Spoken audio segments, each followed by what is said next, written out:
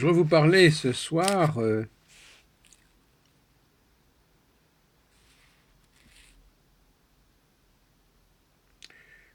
l'iconographie des maisons astrologiques sur deux documents, celui-là et un manuscrit que j'ai d'ailleurs utilisé pour mon ouvrage sur le tarot, manuscrit de la Bibliothèque nationale, je crois bien. Alors, il faudrait quand même l'étudier de plus près parce que je crois qu'il y a des choses qui ont échappé, des significations des maisons qui ne sont pas claires. Par exemple, là, si je prends ce manuscrit du XVIe siècle, début du XVIe siècle, c'est pas un manuscrit, d'ailleurs, c'est paru dans une... Enfin, je ne sais pas si c'est un manuscrit, enfin, en tout cas, c'est connu. Ça s'appelle l'horoscope de Rarchen. C'est un calendrier de nativité de Leonhard Reimann, qui est paru en Nuremberg en 1515. Donc, imprimé. Nous avons la naissance.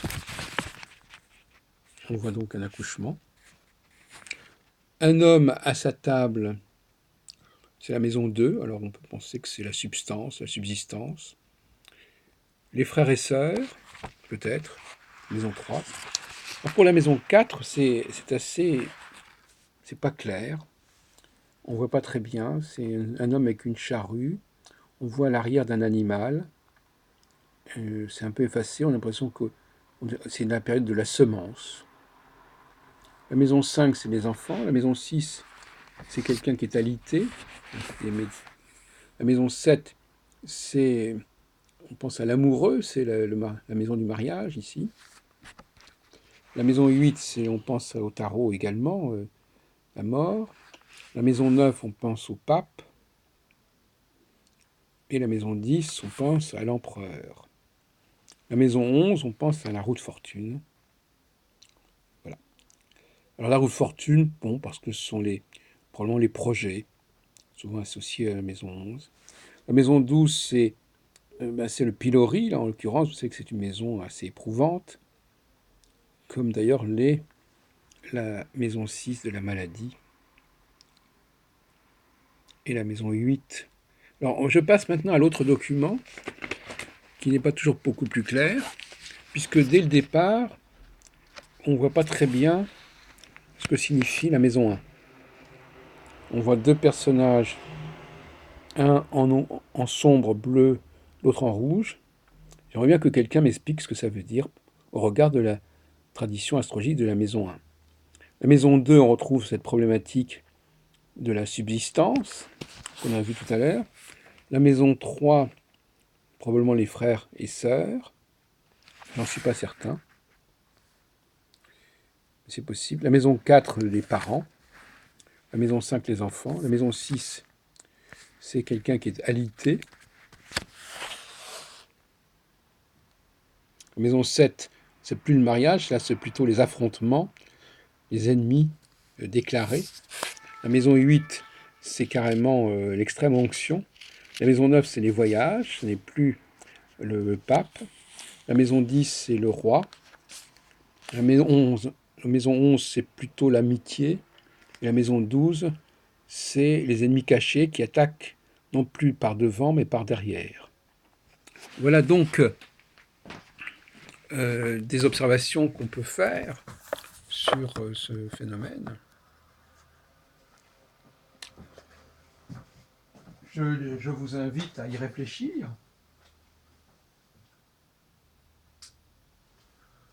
Moi-même, je n'avais pas fait très attention à tout cela. Je ne vois pas pourquoi la maison 4 correspondrait à la charrue et à la semence, le temps des semences, je ne sais pas très bien. Le temps où on fait des sillons avec la charrue.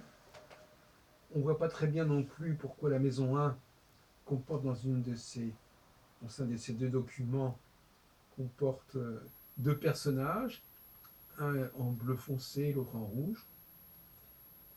Donc il y a un certain nombre de mystères tout de même qui ne sont pas éclaircis. En revanche, on peut aussi observer les rapports entre l'astrologie, des maisons astrologiques et le tarot. Il est clair que quand on prend la maison 7, l'amoureux, ça correspond à l'iconographie de l'amoureux, la maison 8, l'iconographie de la mort, la maison 9, l'iconographie du pape, la maison 10, l'iconographie de l'empereur, la maison 11, l'iconographie de la roue de fortune. Ça fait quand même 1, 2, 3, 4, 5, ça fait quand même 5 maisons successives qui sont reprises dans le tarot. C'est quand même pas rien. On peut en trouver d'autres. Par exemple, la maison 2, quand on a dit tout à l'heure que c'était la subsistance, elle fait singulièrement penser au battleur.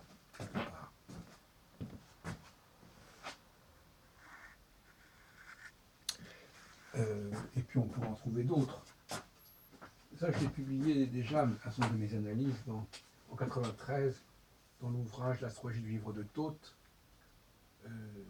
recherche sur l'histoire de l'astrologie et du tarot. Vous le trouvez chez Très Daniel, je pense, ou en tout cas chez Amazon ou chez Price Minister, certainement. Donc voilà, j'ai publié récemment dans la revue française d'histoire du livre une étude sur le tarot.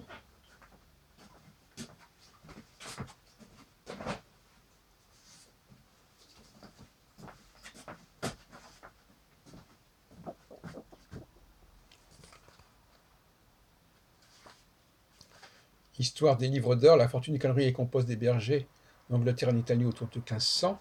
En réalité, il y a toute une partie sur le tarot. Donc les origines du tarot, elles reviennent dans les livres d'heures, notamment la roue de fortune qu'on trouve ici.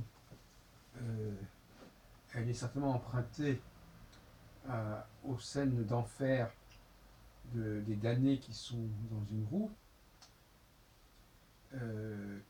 comme le diable d'ailleurs, et comme la mort.